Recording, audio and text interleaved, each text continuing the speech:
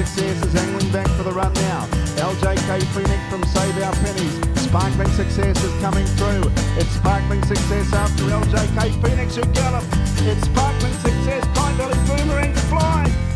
Welcome to the Vicbred Super Series final preview for the Square Gators on the Friday night at Tabcorp Park, Melbourne. The first night of a great weekend out there at Victorian Harness headquarters. You'll have to excuse my throat a little bit. I've got the flu. I've had the flu all week, and you'll have to excuse Blake's hairdryer incident that he must have been involved with. He's got quite the bouffant. So eat your heart out, Nick, when we've got our own big bouffant here on the Vicbred Super Series preview. But we better get into what we're here for, and that's trying to find some winners for this Friday night program. And the first of the 6 Group 1s for the Square Gators comes up third event of the night, and it's for the 3-year-old trotting fillies. As I mentioned, the first of 6 Group 1s. 4 or 5 winning hopes here, and a really interesting performer into the unknown has come from the unknown and will now start favourite. I think it's an easing favourite with TAB fixed odds. Are you with the horse of only 3 starts? Well, it's really interesting, isn't it? She flipped this series on its head in the heats. I don't think anyone would have necessarily had her top pick before she just ran straight past Princess Phoenix and Rich Valley, who were considered the top seeds. So, yes, I'm with her. $2.30 was too short, no doubt about that. But out to $2.50, it's getting towards a bettable price. She might get out to $2.80, $3 on the night. And for me, she has to be top pick based on the heat. There's no two ways about it. She looks like the best filly now, even though she's only had those 3 starts. Clearly, the dangers are going to be Princess Phoenix, who's pretty consistent. She's always been at the top of her generation. Sky Majesty's an interesting runner. I get the feeling that Connections probably thought she wasn't quite up to them in the Victoria Oaks, but this is a little bit easier, and she was really good winning her heat, so wouldn't be surprised to see her run a race, and you're probably a bit further out to your Aldebaran Eves and co after that. But for me, no reason to tip against her. Into the unknown on top. I'm with Into the Unknown as well. Jodie Quinlan, as a matter of fact, on radio told us that she thought it was Sky Majesty's career best run in the heat. Second line draw is a little bit interesting because it's a horse who likes to be at the head of affairs, but also Riff Valley you've mentioned. Aldebaran Eve is one they've come for. Tab fixed odds. I think it's been something of a firmer, but I'm with Into the Unknown as well. The second of the Group 1 finals is for the baby boys, and this looks a match in 2, and I'm interested to know whether you've gone with the white collar Illawong Byron or the blue collar Delta Sun. Somehow I don't think the draw's going to hurt Illawong Byron because he's got that superior gate speed. No, I'm a Delta Sun man. I know there's not much between them, so it's you pick your side, but I get the feeling there's a little bit of a vibe around this week that Delta Sun's never actually been tested off the arm. I know he's never looked like being quick. I wouldn't be surprised if he did come out and maybe not hold the top, but maybe end up behind the favourite, and if that's the case, he's probably a better sit outside him and beat him horse, but even if he does get a soft run, I still think he's probably the horse to beat Delta Sun. But Illawong Byron's really talented. He's coming into this in great form. And then it's a big gap to the rest. I suppose the likes of Nita Bacardi, who's untested, clearly has ability, but hasn't done it right on race day necessarily. Carnera's thereabouts. And a horse called Kyron, I wouldn't be surprised to see run a cheeky race, has good gate speed, and at his best I think he ran 3rd to the big guns in a homegrown classic or a lead up to that, so he's one that I'd be keeping safe for your place bets. An Iranian pop star? Kyron? Yeah, not my That's game. all I can Iranian pop star's not my game. That's all I could find when I googled Kyron. I'm with Byron over Delta Sun, you're with Delta Sun over Byron. Great clash, head to head. Brilliant stuff. The second of the Group 1 finals on Friday night at Tabcorp Park. The third, we've got another Illawong here, and he's a head case, no doubt about it. He's had 8 goes at Group 1 races, only won 1. He should have won 4 or 5 on ability. He's drawn the pole marking alley. I'm not sure it's ideal, and Jodie Quinlan didn't fill us with confidence on the radio either, with Illawong Armstrong. Sparkling Success is a horse you've had a lot of time for right from the start. LJK Phoenix, who's won a number of these Group 1 finals earlier in his career. Who are you with? It's interesting. I suppose Illawong Armstrong, you can read it one of 2 ways. Jodie said that he probably wasn't quite right for the heat, but he still won it, and he can only improve off that. But whether he's just a run behind, I guess we'll find out on Friday night. Hope Martin Hartnett's not watching, because I'm going to go against the Illawong again. I thought Sparkling Success. I've thought for a long time he's a Group 1 horse. I know he only just fell in his heat when he got the sprint lane exit at Maryborough to beat Kai Valley Boomerang. I'm not sure you thought that actually happened, but yes, he got the coin Sparkling Success. I think he's just a winner. I think he's tough, he's quick, he's strong. He's got a little bit of everything.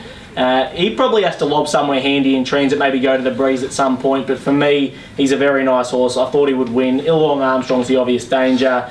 LJK Phoenix, not sure where he's at. I mean, he made that mistake in the heat of this race, but he still has to be there based on class. And also Kai Valley Boomerang is another I'd be throwing in. And 1 at 80 to 1 if you're having one for the first 4s, maybe bring the action, who I think's got ability, but tough race. I can't add much more than that, other than to say the third son's racing really well. Don't think it can win, but I think it can run a place. So if you're going to play trifectas around the big guns, make sure you throw the third son in there somewhere. The fourth of the 6 Group 1 finals at Tabcorp Park on Friday night is for the 3-year-old trotting colts and geldings, and it looks a 3-horse race here. Big Jack Hammer's probably not quite as talented as Sundon's Courage and cruising around, but comes into it from the draw, in my opinion. I think Sundon's Courage is the one to beat. Who are you with? No strong opinion from me here. I take your point, they've been the big guns all the way through, but Kai Valley Tin Man's just a horse that really interests me. I know Brent Lilly had an opinion of him early doors, but thought he'd get better with age. He's actually got gate speed. Now, I'm not saying he'll hold up behind the leader, but I think he's a sneaky chance of doing so if Sundon's Courage gets there quickly enough. And if that's the case, he's $12. I'm happy to back him each way. All the big guns are there. Sundon's Courage cruising around, and Big Jack Hammer. Not much between them, but I'll play for value and go with Kai Valley Tin Man. Yep, good run last start, no doubt about it. I'm going to stick with Sundon's Courage, but luck in running will decide the winner. Cruising around, Greg Sugars has got a big task there. It just has to get him off the inside and into the race as quickly as possible. Race 8 in the penultimate Group 1 final at Victorian Harness headquarters on Friday night. Sky Petite looks the winner all over, but you hate to have your life depending on somebody else, don't you? And when you're drawn gate 8, you have to worry about what Enzino is going to do. Now, logic would dictate that Enzino will lead, Sky Petite will get the gun run, they'll dominate the race, and the little mare will probably win. Is that the way you see it? Quick chat with Andy Gath would sort this right out, because you're right. If Enzino does want to hold the lead, which there's no reason she won't, then Sky Petite should be winning. She's probably just better than them. Yes, if she gets put 3 pegs, she's in a lot of strife, but she could still win. She's that quick and she's that good. Yeah, she's just in the best form in the race. Enzino's not quite at her best, but I don't think she's too far off it. I think if she led, she'd probably still run second.